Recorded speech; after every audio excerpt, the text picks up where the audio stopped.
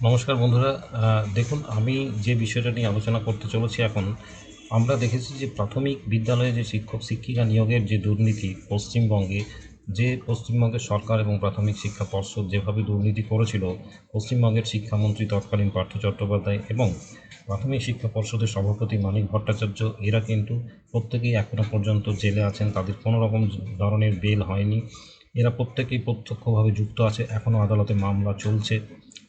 এখন প্রশ্ন হচ্ছে যে আমরা পরবর্তীকালে দেখেছিলাম যে এই যে দুর্নীতি তদন্ত যত এগিয়েছে, বিভিন্ন ধরনের আরও আমরা অ্যাটাচড অনেক কিছু দেখতে পেলাম, যে এই দুর্নীতির সঙ্গে যুক্ত আরও অনেক কিছু, অনেক মানুষ, অনেক নেতা মন্ত্রী থেকে শুরু করে অফিসার অনেকেই যুক্ত ছিলেন। কিন্তু একটা সংস্থা national institute of open schooling, এই প্রসঙ্গে বলি যে যখন এই যে চাকরির দুর্নীতি অর্থাৎ প্রাথমিক শিক্ষা নিয়োগের যে দুর্নীতি, এই দুর্নীতি শুরুটা হয়েছিল 2014 সালের যে টেট পরীক্ষা সেখান থেকে। সেই টেট পরীক্ষার যখন শুরু হয় 2014 সালে, 2015 সালের অক্টোবর মাসে সেই পরীক্ষা নেওয়া হয়। 2017 সালের প্রথম পর্যায়ে এর নিয়োগ হয় প্রায় 32,000 শিক্ষকের। পরবর্তীকালে 2020 সালে কিন্তু নিয়োগ হয় আরেকটা পর্যায়ে, সেখানে কিন্তু 16,500 জনকে নিয়োগ করা হয় এই প্রাথমিক বিদ্যালয়ে, এবং সেটাও কিন্তু 2014-তে টেট পরীক্ষা থেকে। এই প্রসঙ্গে বলে রাখি, যখন 2020 সালে নিয়োগ হয় প্রাথমিক বিদ্যালয়গুলোতে, তখন কিন্তু এটা এনসিটিই অর্থাৎ national council of teachers education, এদের একটা কম্পালসারি ছিল গোটা দেশে, যে প্রাথমিক শিক্ষক হতে গেলে এলিমেন্টারি এডুকেশনের ডিপ্লোমা অর্থাৎ ডিইএলইডি কোর্সটা, ডিপ্লোমা ইন এলিমেন্টারি এডুকেশন, এই কোর্সটা তার কমপ্লিট থাকতে হবে। আমরা আরও কিছুটা সময় পিছিয়ে যাচ্ছি। 2017 সালের অক্টোবর মাসে যখন এমএইচআরডি অর্থাৎ যে ministry of human resource development, central গভর্নমেন্টের, কেন্দ্র সরকারের, তারা যখন বলল যে গোটা দেশে যত ইন সার্ভিস শিক্ষক আছে প্রাথমিক বিদ্যালয়ে, তাদের প্রত্যেককে কিন্তু ট্রেন্ড হতে হবে এই এলিমেন্টারি এডুকেশনে, অর্থাৎ ডিএলএড কোর্সটা তাদের কমপ্লিট করতে হবে। দেখা গিয়েছিল প্রায় 11 লক্ষেরও বেশি শিক্ষক শিক্ষিকা ছিলেন যারা কিন্তু এই কোর্সটার জন্য এনরোল করেছিলেন, এবং সেই সময় যে একটা autonomous institution, ministry of education, government of India, national institute of open schooling, যে তারা ওপেন স্কুলিং সিস্টেমে তারা যে বিভিন্ন ধরনের মাধ্যমিক উচ্চ মাধ্যমিক কোর্স করায়, এর সঙ্গে এদেরকে এমএইচআরডি কিন্তু একটা কোর্স অ্যাটাচ করে দিল, যে ডিএলইডি কোর্সটা অর্থাৎ যে ডিপ্লোমা ইন এলিমেন্টারি কোর্সটা, এই কোর্সটা তারা কিন্তু ইন সার্ভিস টিচারদের জন্য করাবে। যদিও আমরা জানি যে এই কোর্সটা হচ্ছে 2 বছরের, অর্থাৎ 2 ইয়ার্স ডিউরেশনের, সেখানে কিন্তু এই কোর্সটাকে স্পেশালি একটা পারমিশন দেওয়া হলো, একটা আলাদা করে এজেন্ডা করে সেখানে রেজুলেশন করা হলো যে এটা 18 মান্থসের হবে, যেহেতু ইন সার্ভিস টিচার তাদের জন্য যে ট্রেনিং কোর্সটা ছাড় দেওয়া হবে।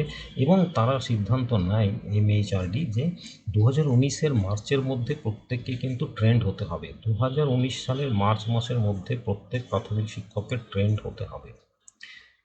এই প্রসঙ্গে বলি যে যখন এই যে national institute of open schooling, এদেরকে যখন এই কোর্সটা করানোর জন্য পারমিশন দেওয়া হলো, এই কোর্সটা বিভিন্ন রাজ্যে বিভিন্ন স্কুলগুলোতে স্টাডি সেন্টার খোলা হলো।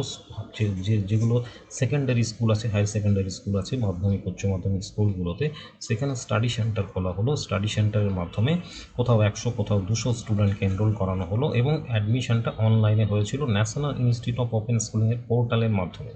সেখানে একজন নোডাল অফিসার ছিলেন, কনসার্ন ডিস্ট্রিক্টের যে ডিআই অফিস আমরা যেটাকে বলি, সেখানে কিন্তু তার যে এআই যারা আছেন, অ্যাসিস্ট্যান্ট ইন্সপেক্টর, তারা কিন্তু নোডাল অফিসার ছিলেন, এবং তারা কিন্তু ভেরিফাই করার অথরিটি তাদেরকে এনআইওএস দিয়েছিল এই অ্যাডমিশনের জন্য।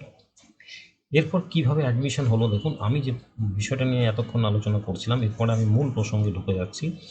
এই এনআইওএস যখন অ্যাডমিশনটা নেয়, তখন অনেক ক্যান্ডিডেট কিন্তু তারা ফেক ফোর্স ডকুমেন্ট তারা কিন্তু দিয়ে এই কোর্সটাতে ভর্তি হয়েছিল। ফেক ফোর্স ডকুমেন্ট দিয়ে কিভাবে, এটা আমি এবার ক্লিয়ার করছি। দেখুন, পরবর্তীকালে আমরা দেখলাম, এই প্রসঙ্গে একটু বলে রাখি, পরবর্তীকালে আমরা দেখলাম যে কয়েক মাস আগে কিন্তু এই যে এনআইওএসের যে ডিএলএড কোর্সটা, এটা ইন সার্ভিসদের টিচারদের জন্যই বলা হয়েছিল।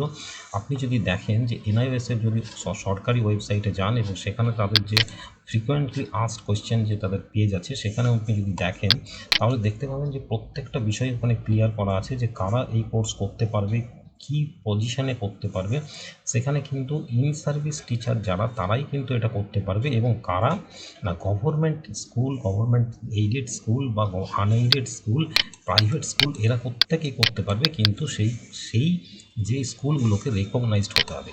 এই কথাটার উপর আমি জোর দিচ্ছি যে রেকগনাইজড স্কুল হতে হবে। কিন্তু আমি বলতে পারছি যে খুব দায়িত্ব নিয়ে যে পশ্চিমবঙ্গের কিন্তু অজস্র স্কুল, ব্যক্তি মালিকানা স্কুল যেগুলো রেকগনাইজড ছিল না, তারা কিন্তু অ্যাডমিশন নিয়েছিল। একটি আধার কার্ডের মাধ্যমে অ্যাডমিশন নেওয়া যাচ্ছিল। তারা ফোর্স ডকুমেন্ট দিয়ে যে তারা যে স্কুলে কাজ করছিল সেই স্কুলটা রেকগনাইজড। এই স্কুল আদৌ রেকগনাইজড নয়, তার প্রমাণ আমি আপনাদেরকে দেব আমার পরের ভিডিওতে। জেলাভিত্তিক প্রমাণ দেব, ক্যান্ডিডেটের নাম সহ, যারা পরবর্তীকালে 2020-তে যখন নিয়োগ হয় সেখানে তারা ফ্রেশ ক্যান্ডিডেট হিসাবে নিয়োগ হয়েছে এবং তারা কিন্তু এই ডিএলএড সার্টিফিকেটটা ইউজ করে তারা কিন্তু চাকরি করছে। প্রশ্ন উঠে যাচ্ছে যে এদের চাকরি কেন বাতিল হবে না? সেই যে 16,500 যে নিয়োগ হয়েছিল তাদের মধ্যে থেকে যারা এই এনআইওএস থেকে যে ডিপ্লোমা নিয়ে যারা অ্যাপ্লাই করেছে, যদিও আমরা পরবর্তীকালে দেখলাম যে সুপ্রিম কোর্ট কিন্তু বাতিল করে দিয়েছেন যে বিভিন্ন রাজ্য থেকে মামলা হয়েছিল যে অ্যাজ এ ফ্রেশ ক্যান্ডিডেট কীভাবে এরা অ্যাপ্লাই করতে পারে। ফ্রেশ ক্যান্ডিডেট হিসাবে এরা কিন্তু অ্যাপ্লাই করতে পারে না। এনআইওএস থেকে যারা 18 মাসের ডিপ্লোমাটা করেছিল তারা কিন্তু 2 ইয়ার্স যারা আছে তাদের মতো ফ্রেশ হিসেবে কোনো চাকরির প্রসেসে তারা অংশ নিতে পারবে না, এটা সুপ্রিম কোর্ট রায় দিয়েছে। কিন্তু যারা অলরেডি এই 2020 সালের থেকে চাকরি করছে এনআইএসের থেকে ডিপ্লোমা নিয়ে, পশ্চিমবঙ্গের বিভিন্ন স্কুলে করছে, হাওড়া হুগলি থেকে শুরু করে সমস্ত রাজ্যে জেলাতে করছে, এদের একটা বৃহৎ অংশ কিন্তু তারা ফোর্স ডকুমেন্ট ইউজ করে, আমি আবার বলছি যে আনরেকগনাইজড স্কুলগুলোর থেকে তাদের কিন্তু কোনো রকমভাবেই পারমিশন ছিল না এই কোর্সটা করার জন্য। শুধুমাত্র যে ফ্রেশ ক্যান্ডিডেট হিসেবে সুপ্রিম কোর্ট বাতিল করেছে যে অ্যাজ এ ফ্রেশ ক্যান্ডিডেট এইগুলোতে আর অ্যাপ্লাই করা যাবে না, সেটা একদিকে। কিন্তু আমি যে বিষয়টা নিয়ে এখানে হাইলাইট করতে চাইছি যে আনরেকগনাইজড স্কুলগুলোর থেকে যারা করেছে তাদেরকে ট্রেস করা হোক। যারা তোমরা বঞ্চিত আছো তারা কিন্তু আরটিআইয়ের মাধ্যমে এই ইনফরমেশন নাও যে সেই 2020 সালে যে 16,500 নিয়োগ হয়েছিল তাদের মধ্যে কারা তাদের ডিপ্লোমার আনরেকগনাইজড স্কুল থেকে তারা করেছে, যে স্কুল দেখিয়ে তারা অ্যাডমিশন নিয়েছিল সেই school West Bengal board of primary education, যারা রেকগনিশন দেওয়ার অথরিটি, অর্থাৎ West Bengal board of primary education থেকে তাদের রেকগনিশন আছে কি না, সেই সময় ছিল কি না। যদি না ছিল তারা ফোর্জ ডকুমেন্ট, তাদেরও কিন্তু পানিশ হওয়া দরকার, তাদের পেনাল্টি হওয়া দরকার।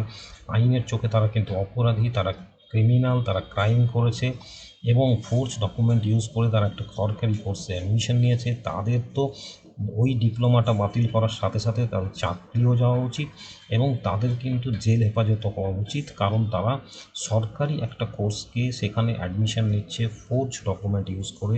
এই ব্যাপারটা কিন্তু খুবই গুরুত্বপূর্ণ। এখনও পর্যন্ত এই ব্যাপারটা নিয়ে কেউ আলোচনা করেনি, কেউ কোথাও কোনো কোর্টে যায়নি।